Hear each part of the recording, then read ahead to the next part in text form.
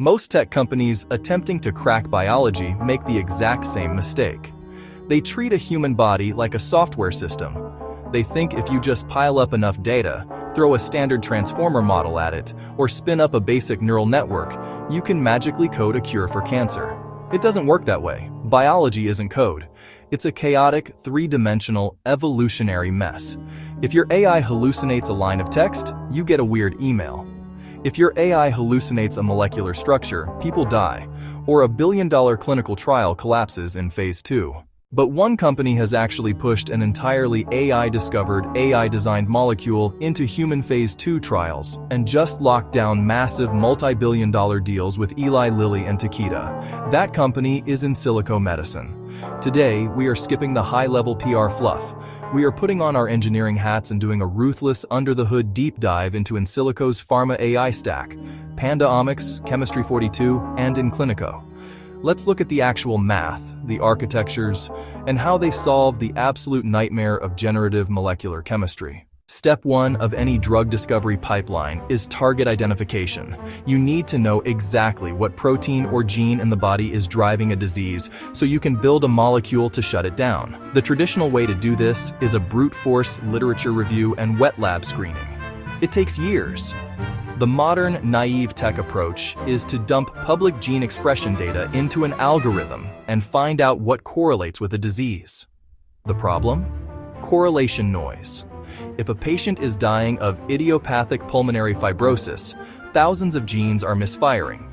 99% of them are just symptoms of the cell dying, not the cause of the disease. If you target a symptom, your drug fails. PandaOmics solves this using a two-pronged, multimodal AI engine: text evidence and omics evidence. On the text side, it runs custom large language models and specialized knowledge graphs across over 30 million publications, grants, and patents. It isn't just counting keywords, it's mapping complex, semantic relationships, connecting genes to phenotypes and phenotypes to clinical outcomes. But the real secret sauce is its proprietary IPANDA algorithm, Insilico Pathway Activation Network Decomposition Analysis. Instead of evaluating individual genes in a vacuum, IPANDA treats the cell like a massive, interconnected electrical circuit. It aggregates transcriptomic, proteomic, and epigenomic data to measure the collective activation of entire signaling pathways. The system then ranks potential targets using a matrix of scores, balancing three distinct vectors: novelty, which measures how uncharted the target is; confidence, which gauges the strength of the multi-omics causal data; and druggability, which determines if a small molecule can physically bind to the protein pocket. This is exactly how Insilico discovered TNIK as a primary driver for fibrosis. They didn't find it by guessing. They found it because their network architecture mathematically proved that knocking down TNIK would collapse the fibrotic signaling cascade without destroying healthy tissue cells. Once PandaOmics hands you a target like TNIK, you have to design a key to fit that lock. Welcome to Chemistry 42.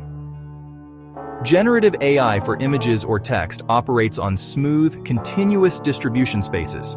If a pixel is off by 2%, it's still a picture of a cat.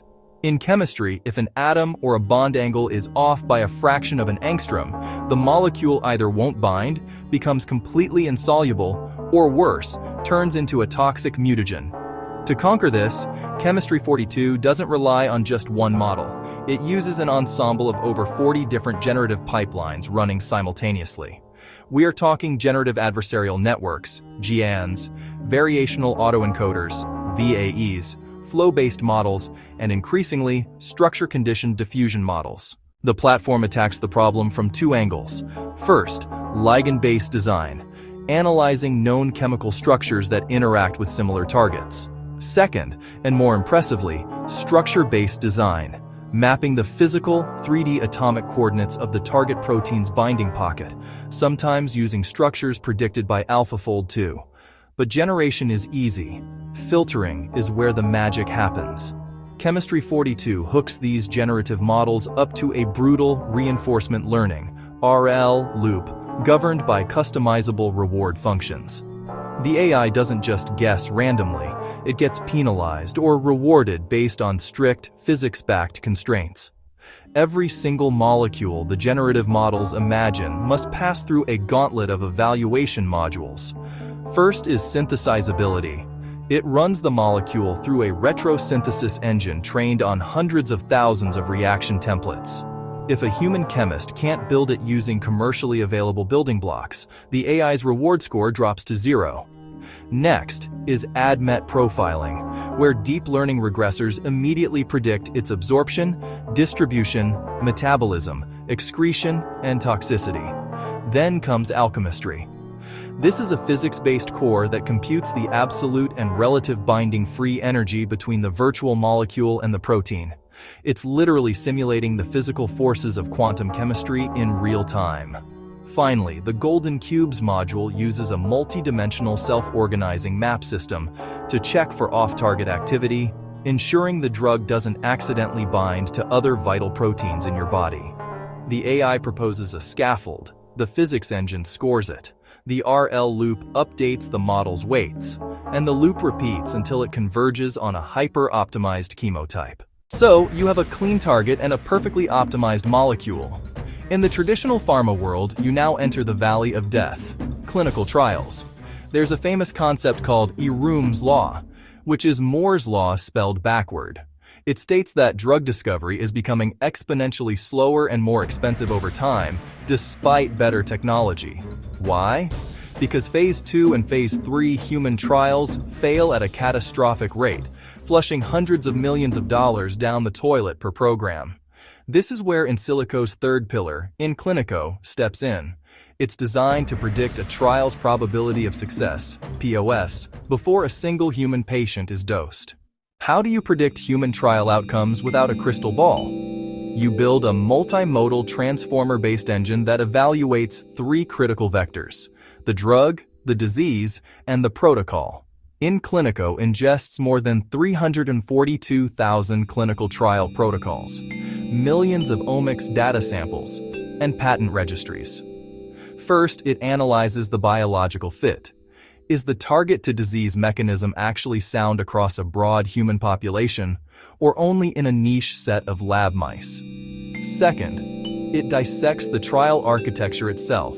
It uses natural language processing to extract representation from the trial protocol, analyzing patient eligibility criteria, cohort sizes, blinding strategies, and randomization metrics to flag structural flaws. And third, it profiles the operational risk. It looks at historical trial performance data, institutional tracks, and even the publication histories of the lead investigators involved. By combining these multi-omics embeddings with operational and structural trial data, InClinico generates a digital twin simulation of the trial. Big Pharma doesn't use this just to feel good. They use it to decide whether to advance a candidate, out-license it to a partner, or rewrite the trial protocol entirely to de-risk a massive capital expenditure. What makes Insilico Medicine a true pioneer isn't that they have the best standalone machine learning model. It's that they recognized early on that AI-native drug discovery is an architectural data pipeline problem. PandaOmics finds the needle in the genomic haystack. Chemistry 42 designs a precision instrument to manipulate that needle within the laws of quantum physics. And InClinico models the macro-scale chaos of human clinical trials. The tech is validated, the multi-billion-dollar deals with Lilly and Takeda are signed, and their lead asset, rentosertib, is moving through Phase 2. The ultimate bottleneck is no longer whether AI can generate a viable drug molecule. It's proving that these molecules perform flawlessly when they finally meet human biology. Thanks for hanging out for this technical deep dive. If you want more breakdowns of what's actually happening under the hood of cutting-edge tech, hit subscribe. I'll see you in the next one.